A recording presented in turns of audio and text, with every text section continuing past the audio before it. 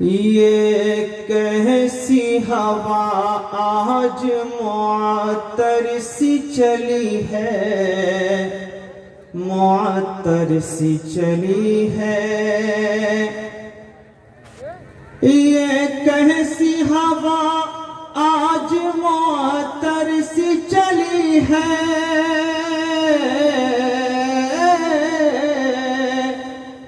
یہ کیسی ہوا آج معطر سی چلی ہے.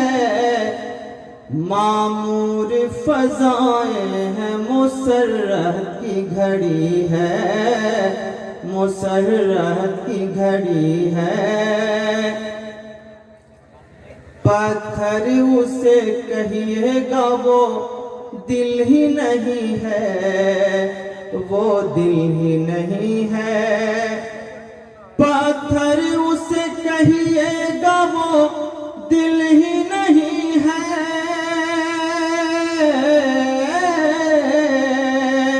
پتھر اسے کہیے گا وہ دل ہی نہیں ہے. جس دل میں محمد کی محبت کی کمی ہے، محبت کی کمی ہے. یہ کیسی ہوا آج معطر سی چلی ہے، معطر سی چلی ہے. معراج کی شب اور یہ کفار کی یورش، ہجرت کی وہ شب اور یہ کفار کی یورش. کچھ خوف نہیں گرچہ قیامت کی گھڑی ہے، قیامت کی گھڑی ہے. یہ کیسی ہوا آج معطر سی چلی ہے، معطر سی چلی ہے. یہ کیسی ہوا آج معطر سی چلی ہے. معمور فضائیں ہیں، مسرت کی گھڑی ہے، مسرت کی گھڑی ہے.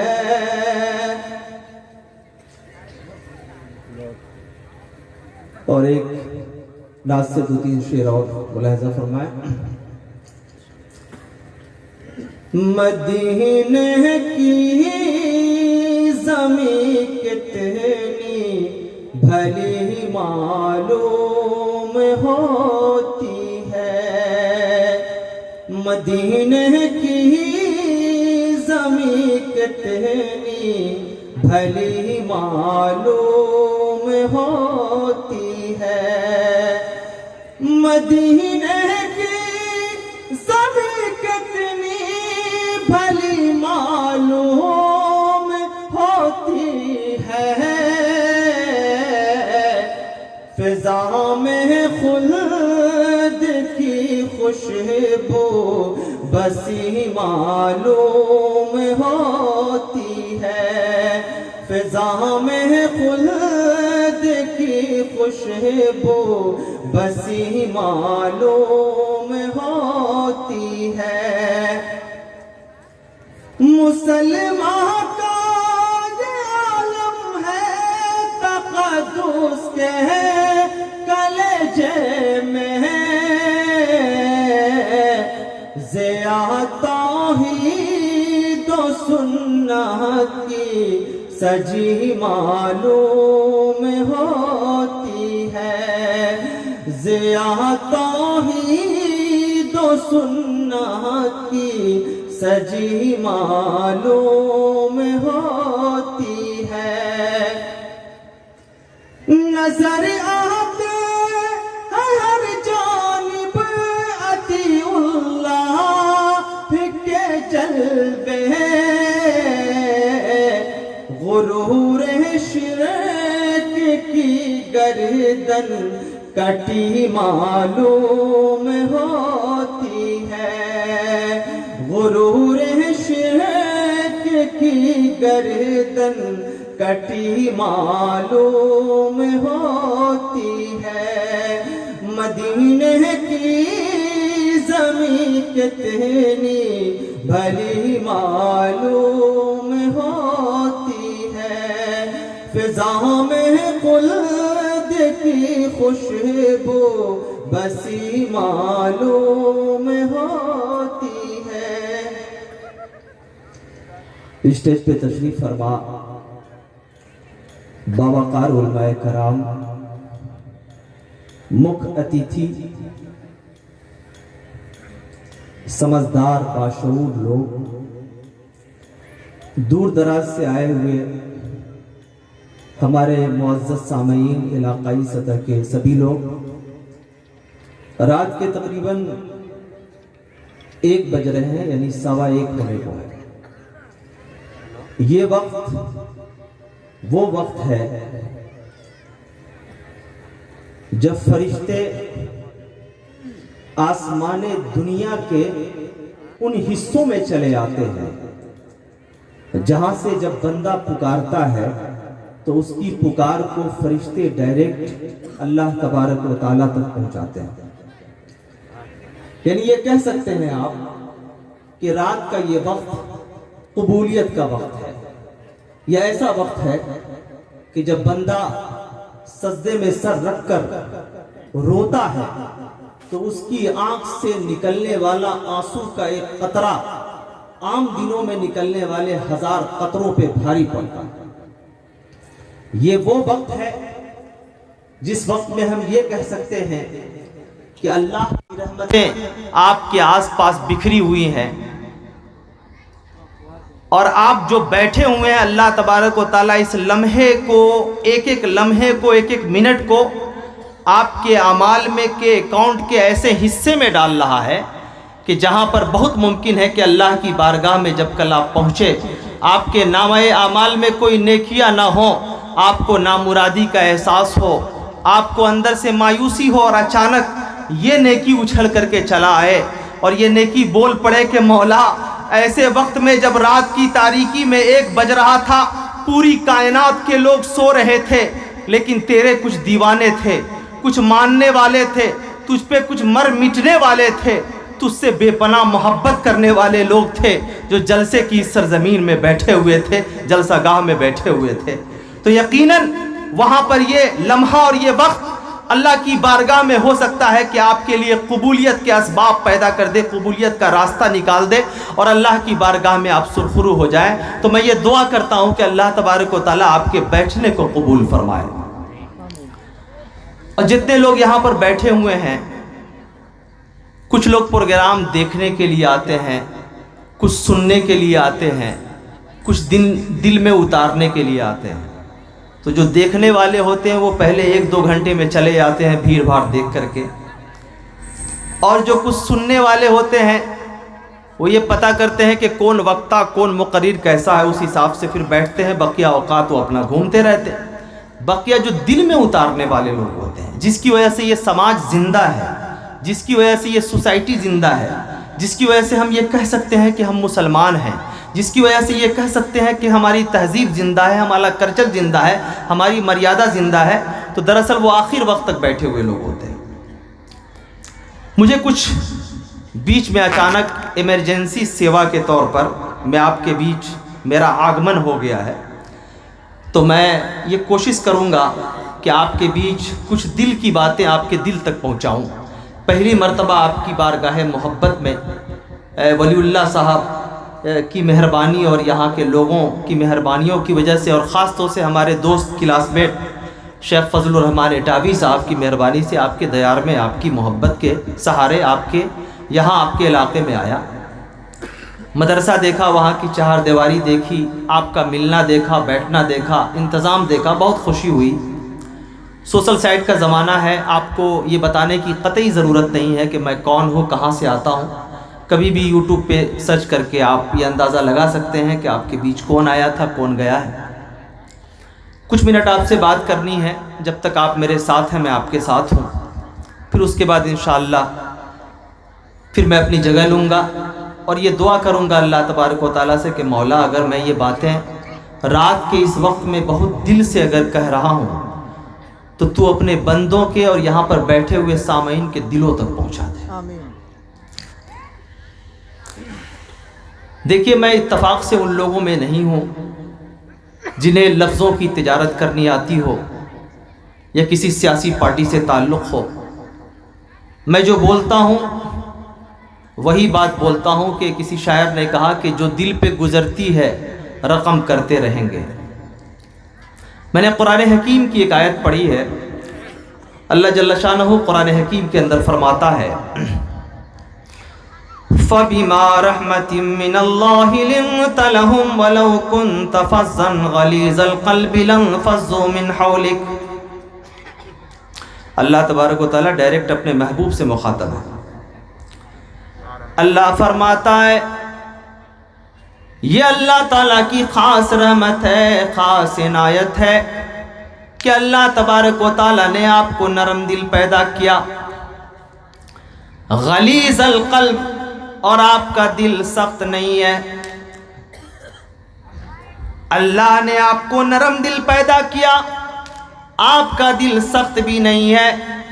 تو اگر نرم دلی ہے اور دل سخت نہیں ہے تو اس کا فائدہ کیا ہوگا؟ اللہ نے آگے فرمایا من حولک، اگر تو سخت دل ہوتا لنفضوا من حولک، اللہ فرماتا ہے کہ تیرے آس پاس جو فرشتوں کی جماعت دکھائی دے رہی ہے، جو ہمیشہ تجھ پہ جان نچھاور کرنے کے لیے لوگ تیار رہتے ہیں، اللہ فرماتا ہے کہ اگر تو سخت دل ہوتا اللہ کی رحمتیں تیرے ساتھ نہ ہوتی۔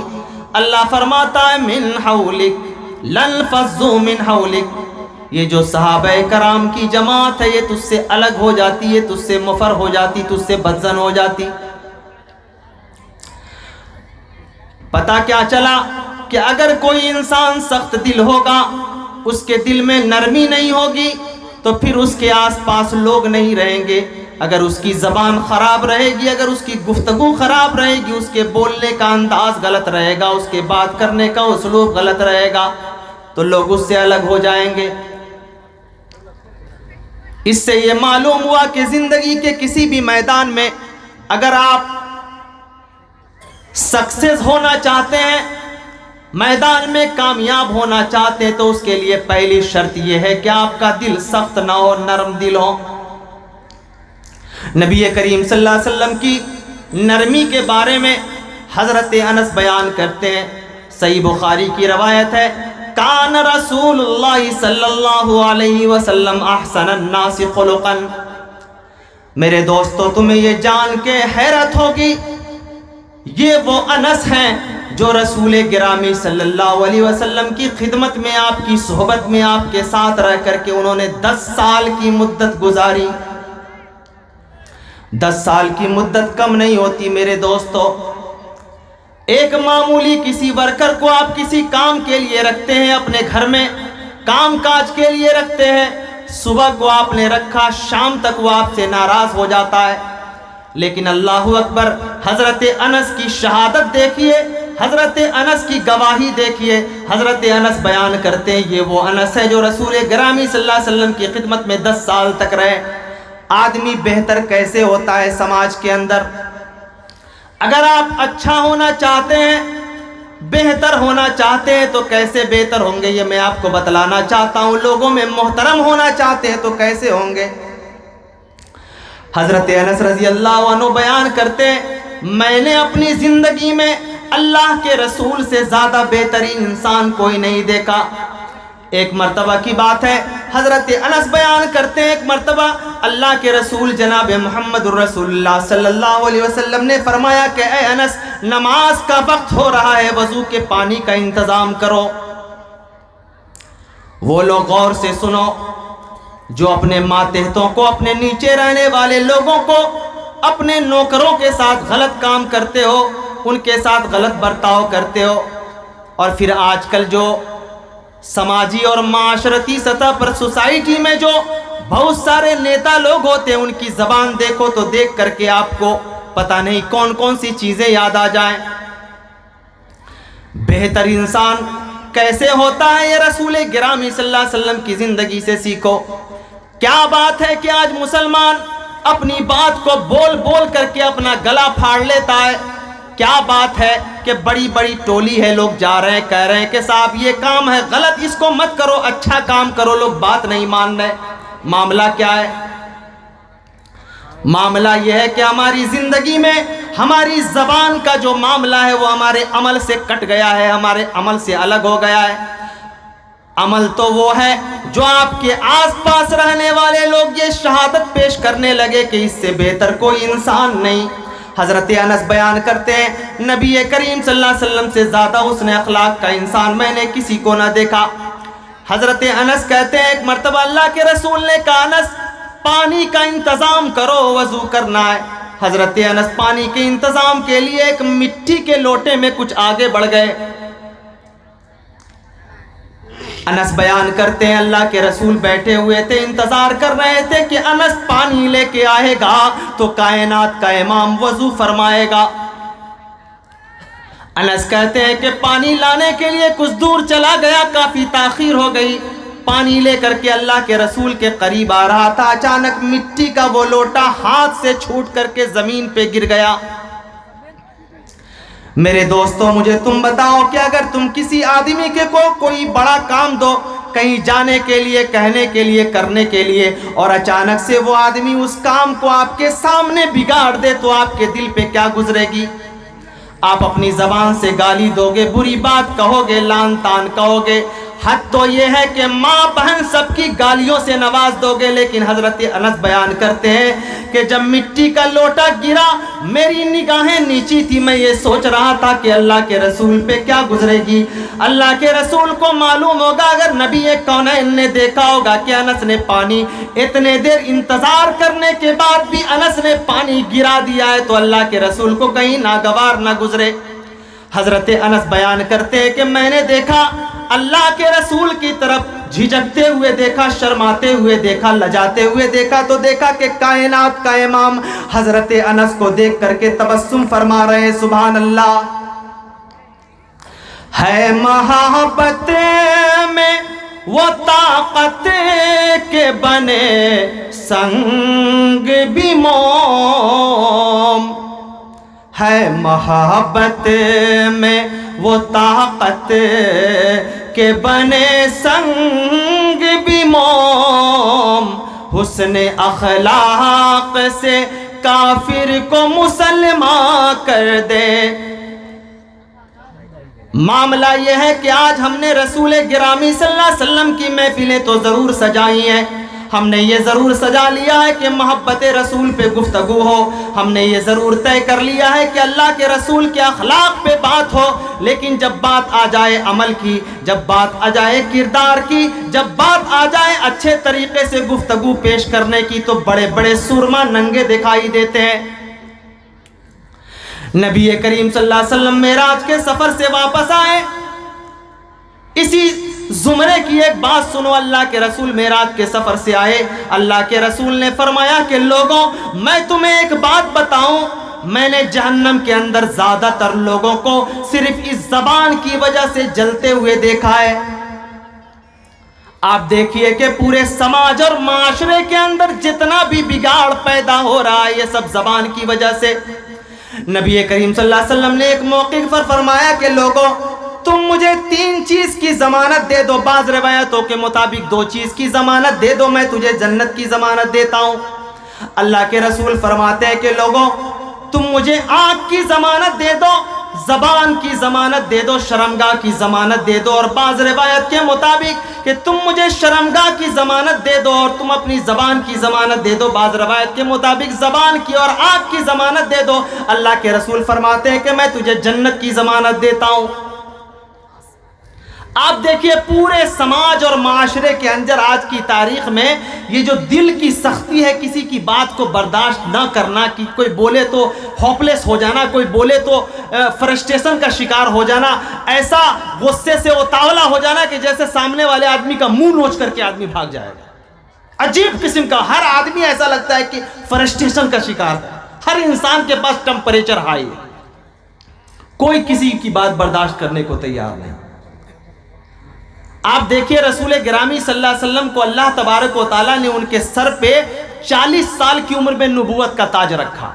سوال یہ پیدا ہوتا ہے کہ آخر 40 سال کی عمر تک اللہ کے رسول صلی اللہ علیہ وسلم کی جو پوری زندگی تھی، عام طور پہ لوگ نبوت کی بعد والی زندگی پہ تو بات کرتے ہیں، لیکن رسول گرامی صلی اللہ علیہ وسلم کی نبوت سے پہلے والی زندگی پہ بات بہت کم کرتے ہیں۔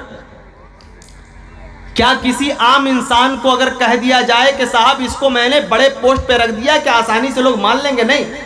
اللہ تبارک و تعالیٰ نے نبی کریم صلی اللہ علیہ وسلم کو اس سانچے میں ڈھالا تھا، اس انداز میں ان کی پرورش ہوئی تھی، اس انداز میں وہ کلام کرتے تھے، اس انداز میں وہ بات کرتے تھے کہ رسول گرامی نے ابھی نبوت کا اعلان نہیں کیا تھا، نبی کونین نے یہ نہیں کہا تھا کہ میرے اوپر قرآن اترا ہے، رسول گرامی نے یہ نہیں کہا تھا کہ میرے اوپر جبریل آتا ہے، رسول گرامی نے یہ نہیں کہا تھا کہ اللہ تبارک و تعالیٰ آسمان سے میرے اوپر آیتیں نازل کرتا ہے، رسول گرامی نے یہ اعلان نہیں کیا تھا کہ میرے سر پہ نبوت کا تاج ہے۔ لیکن اس کے باوجود جب رسول گرامی مکہ کی گلیوں سے گزر رہے ہیں، دیکھنے والا آدمی کہہ رہا ہے یہ امین جا رہا ہے۔ جب رسول گرامی مکہ کے گلی کوچوں سے گزر رہا ہے، کوئی کہہ رہے ہیں کہ یہ دیکھو صادق جا رہا ہے۔ رسول گرامی مکہ کی گلیوں سے گزر رہے ہیں، کوئی کہہ رہا ہے یہ دیکھو انصاف پسند جا رہا ہے۔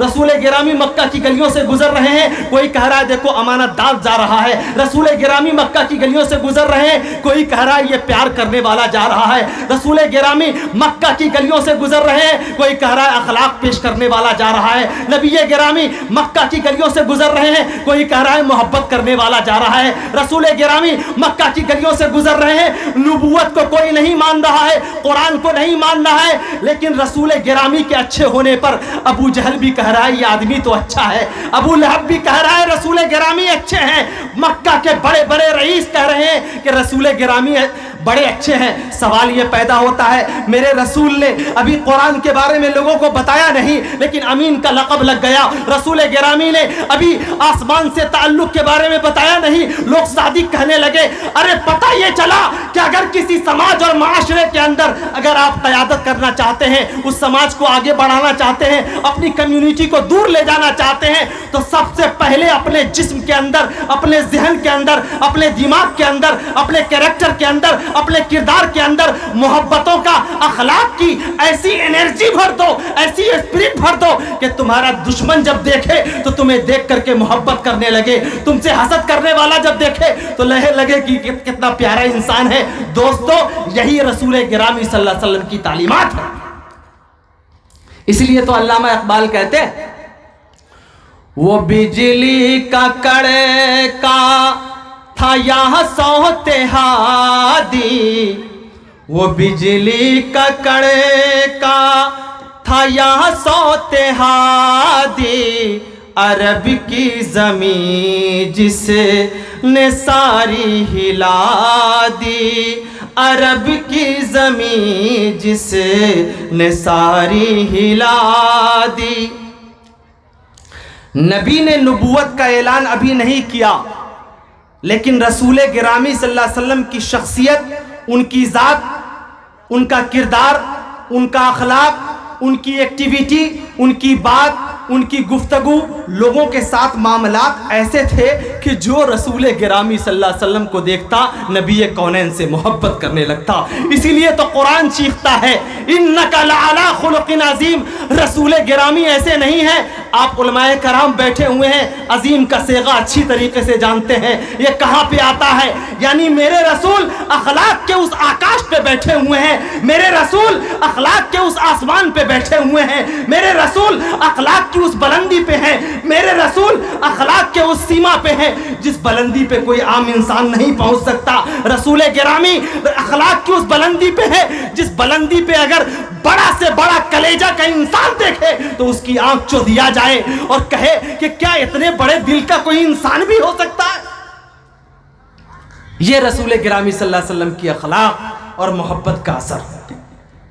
آپ کو جان کے حیرت ہوگی، سیرت ابن ہشام جو تاریخ کی سب سے معتبر کتاب ہے عربی زبان کے اندر، اس کے اندر لکھا ہے کہ نبی کریم صلی اللہ علیہ وسلم جب 20 سال کے تھے تو جنگ فجار عمل میں آیا۔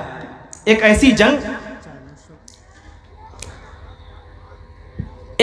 جنگ جو ایسے مہینے میں لڑی گئی اللہ کے رسول کے 20 سال کی عمر میں، جو عام طور پہ مکہ کے لوگ لڑتے نہیں تھے اس زمانے میں، اس مہینے میں، جیسے ذوالقعدہ، ذوالحجہ، رجب اور محرم، یہ 4 مہینے ایسے تھے کہ عرب کے لوگ اس میں لڑائی نہیں کرتے تھے، لیکن اگر اتفاق سے اس مہینے میں کوئی لڑائی ہو گئی ایمرجنسی اوستھا میں، ایمرجنسی صورت میں، آپات کالین استھتی میں، تو اس کا مطلب یہ ہوتا تھا کہ اس کو کہتے تھے وہ حرب الفجار، یعنی ایسی جنگ جو گناہ کی لڑائی ہو۔ تو رسول گرامی صلی اللہ علیہ وسلم اس جنگ میں شریک تھے بنفس نفیس۔ سیرت ابن ہشام کے اندر لکھا ہے کتاب میں، جو تاریخ کی سب سے اعلیٰ ترین کتاب ہے، کہ اللہ کے رسول اس جنگ کے اندر شریک ہوئے، لیکن رسول گرامی صلی اللہ علیہ وسلم نے تلوار نہیں چلائی۔ رسول گرامی صلی اللہ علیہ وسلم نے باضابطہ جیسے جنگ لڑی جاتی ہے لڑی نہیں، بس وہ تیر تیار کر کے اپنے چچاؤں کو دیتے تھے، ابو طالب کو، حمزہ کو، وغیرہ وغیرہ کو، اور بالآخر اس جنگ کے اندر صلح ہو گئی۔ رسول کی عمر 20 سال کی، جنگ میں صرف شرکت ہوئی ہے۔ سیرت کی اس کتاب سے ایک مسئلہ مستنبط کرتا ہوں، ملاحظہ فرمائیے گا۔ رسول کی عمر صرف 20 سال، یعنی اگر نبوت کا اعلان ہونے میں ابھی 20 سال باقی، صرف ایک جنگ میں شریک ہوئے ہیں۔